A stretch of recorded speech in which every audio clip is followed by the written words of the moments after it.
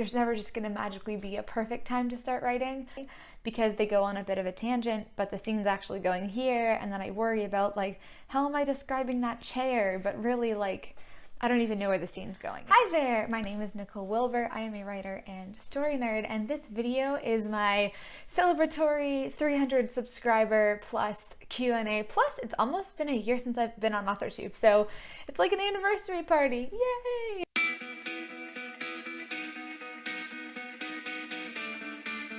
The first question is from Nikki Pierce Books, and she asks, what's been the hardest part of your writing journey so far, and what did you learn from it? There's two there. So the hardest part of my writing journey so far, I would say balancing writing with work and such, because it is difficult to even like find time to write. I think one of my biggest challenges that's ongoing is being able to like sit down and focus and work on it when there are so many things that need your attention. And that's been a challenge because I've loved writing since I was very little, and I wrote a couple like full-length drafts in like grade 8, I think, and then I had another one in like early high school and then another one in university. But there were always very large gaps between when I was writing these drafts, and I was never able to do it consistently until about 2 years ago. So I think that the writing consistently thing is the biggest challenge that I have, because there are so many conflicting priorities. Like when I was an undergrad, there was no writing happening, like ever at all. And what did I learn from it? I would say that the biggest thing that I've really learned is that if I want to prioritize writing, then I have to prioritize writing. Like I have to make time for it, which is why I like to get up a little bit early to be able to write on weekdays and such. Put it in my schedule and like don't preserve that time, you know, fight to keep that time. Obviously sometimes there are other things that have to happen, or I'm super tired or whatever, but like fight to keep the time, because otherwise it's never going to happen. And there's never just going to magically be a perfect time to start writing. You have to make the time to start writing. And then she also asks, favorite resources for improving writing craft. That is a good question. So I really like The Anatomy of Story a lot. I think that's very helpful for just kind of connecting characters, developing characters that are good for the story and like functional in a story and that are all connected together. That was a big part of my writing journey. And then another resource that I really like, honestly, is AuthorTube. There are lots of AuthorTubers that I really like and who I feel like are very motivating and give good advice and interesting things to think about. The StoryGrid website also I found very helpful for articles and stuff like that. So I go there a lot. So many. I will put the list in the bottom there too if you want to check it out more. Okay, JP Wrights asks, what are you working on at the moment? I think you're still studying. So do you have an interesting research project or thesis topic you could talk about? That is a great question. So yes, I am in my last month-ish, 5 weeks, 6 weeks of graduate school in, it's basically engineering design for healthcare. So the project that I'm working on it's kind of a thesis project. But I'm not writing a thesis. It's about malaria control. So basically, I'm going to give you the spiel. Basically, there are over 4,000 species of mosquitoes, and only about 40 of them transmit malaria. And the ones that transmit malaria, a lot of them have different biting behaviors, right? And patterns and insecticide resistance profiles. So, for example, Anopheles fenestis in a city in Zambia might be resistant to one insecticide, whereas Anopheles gambiae in that same place might not be. So those are two types of mosquitoes. So you have to know which mosquitoes are where in order to deploy effective interventions. Another good example is there's a certain type of mosquito that is an outdoor early evening biter. So they bite around 5-6 p.m. and they bite outdoors. That's called Anopheles stephensi. Whereas some other mosquitoes, they are like indoor midnight biters. So if you say, okay, we're going to give everybody a bed net and they're going to be protected, they will be protected against the species that bite indoors at midnight. But what about when the family is cooking maybe at an outdoor kitchen, or they're, at a restaurant or something around like 5, 6 p.m., then no one's protected by the bed nets. So you have to know which mosquitoes are where and what their behavior patterns are like in order to deploy interventions that work. So the project that I'm working on is basically about identifying these mosquito species using computer vision. And it's really cool. We have a few things that have been published around it or are just about to be.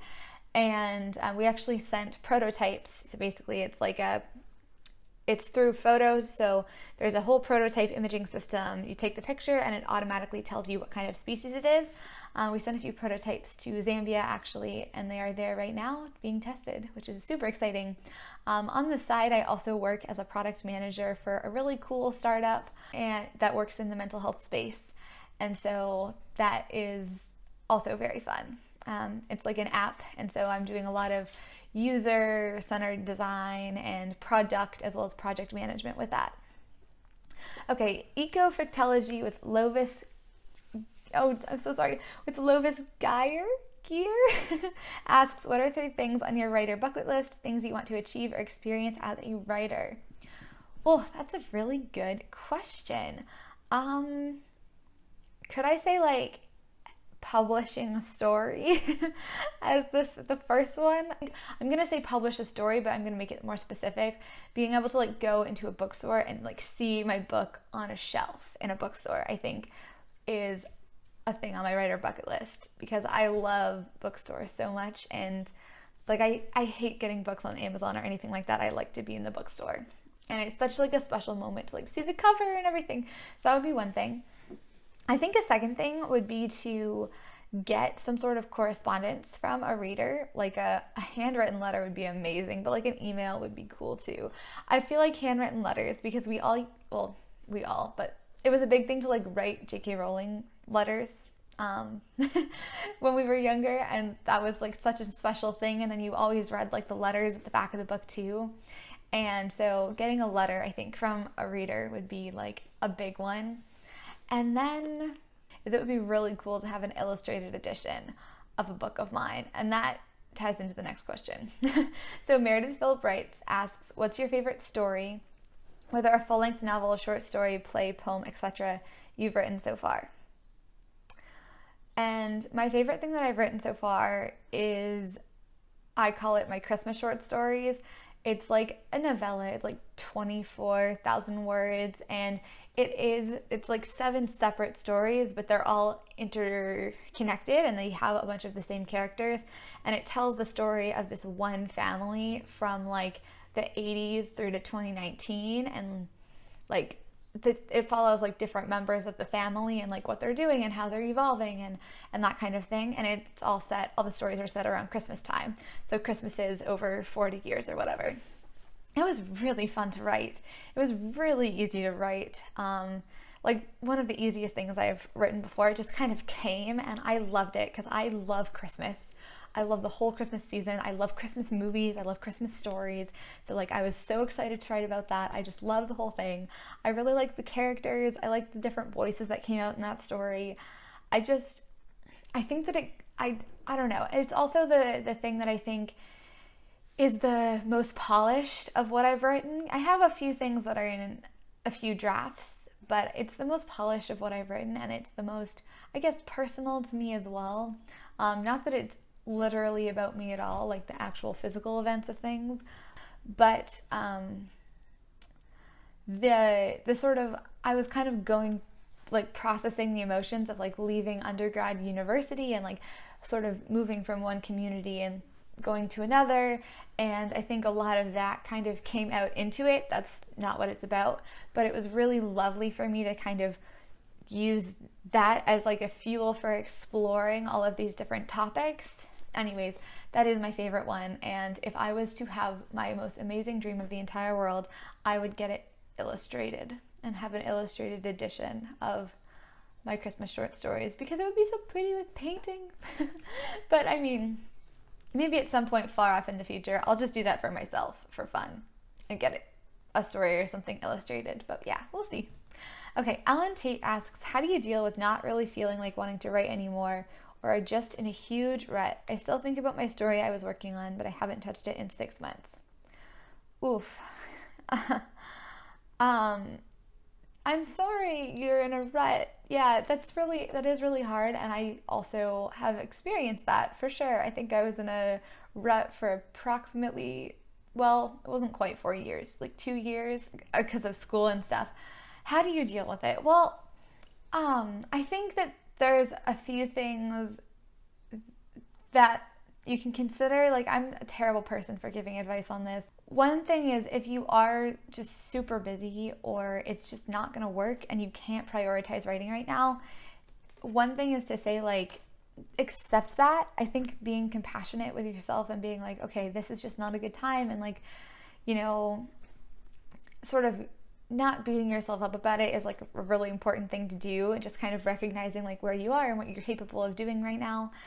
And I like right now, especially because I'm going to do a video on this soon about sort of trying to get a new routine in place, because every time I like leave one place and go to another place, I find it very hard. I always end up in like a rut of like not writing for a few weeks, which is what I'm currently in now. I've written a little, but like not very well.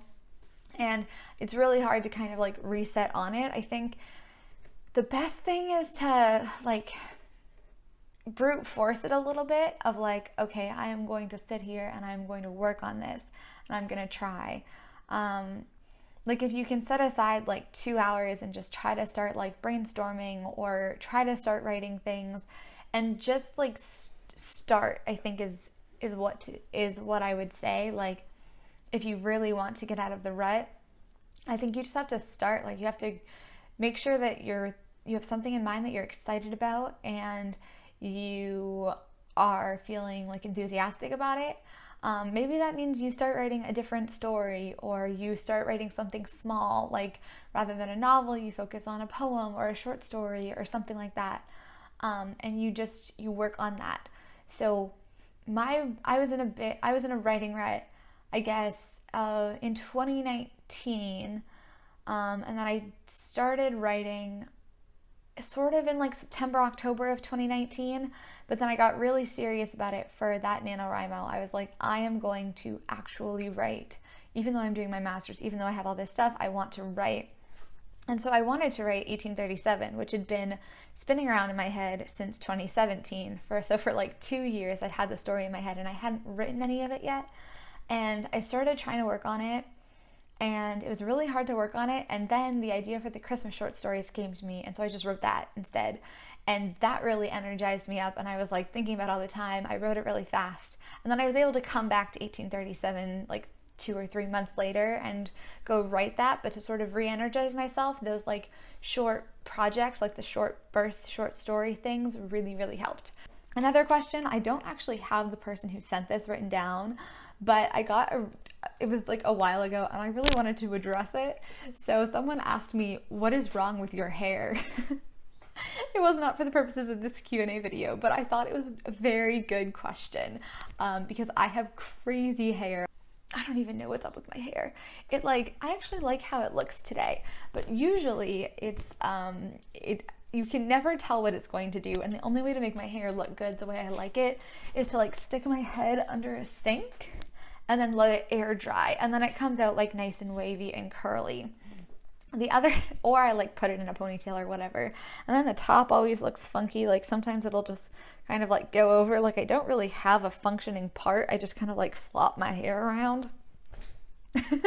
And it's really fun. But the thing I wanted to mention was one thing that I've noticed through filming YouTube videos is I'm like very I already knew that part. But also I touch my hair a lot, which is something that I try to work on. And whenever I have like a professional presentation, I know I have to put my hair up because otherwise I will like fuss with it. And that's something that doing YouTube has really like made me realize and see is that, oh God, like I really do fidget with my hair and it's so bad. So I've been working on it. I've been working on trying to keep my hands down and like sit on my hands and like not blah with this, but yes, there is definitely something wrong with my hair. Thank you for that question. And then in my comments, Donnie Claxton, he asked me, basically I was talking about how I'm doing a new thing of writing the dialogue, like a script for my scenes first before I go in and I add description. And he asked, do you think this leads to too much dialogue when editors and agents in craft books advise it's best to use dialogue sparingly? And is it then easier to convert commentary that's too on the nose to prose? Like, is this your practice? So I kind of wanted to explain a little bit about that because I thought it was a good point that there definitely is, I'm definitely a little bit worried in this current draft of 1837 that I'm working on is that like it's a little too dialogue heavy, but I don't actually care at this point. I mean, I'm writing the second draft. I'm trying to get the story right, and so I feel pretty confident that I can like end up balancing out the introspection, the dialogue, the action, the description, and all those sort of elements. And some scenes you want to pace faster, obviously, with more dialogue, and some scenes you want to pace slower. The reason I really like this method, and I've actually heard the opposite as well, from The Anatomy of Story, at the end of that book, he says you should write like a description of what happens before you go in and add dialogue. And I saw that and I was like, oh heck no, that would never in a million years work for me, because I really do think of scenes from the perspective of dialogue, like from what the characters are saying to each other. So, and I think that comes a little bit from like how much I really like to write plays. I think the first thing that I like seriously wrote that I showed to people was a play. So I think I just think dialogue is like one of my better strengths and one of the things that I'm like feel more confident about, and one of the things that really like defines the characters for me and like comes easiest.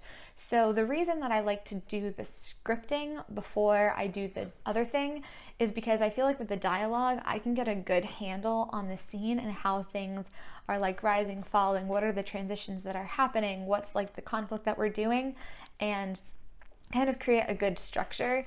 And then I can go back and add the description and things that I'm like not as comfortable with later to the dialogue that I've written, to make sure that it all kind of complements the structure of the scene that I've put together.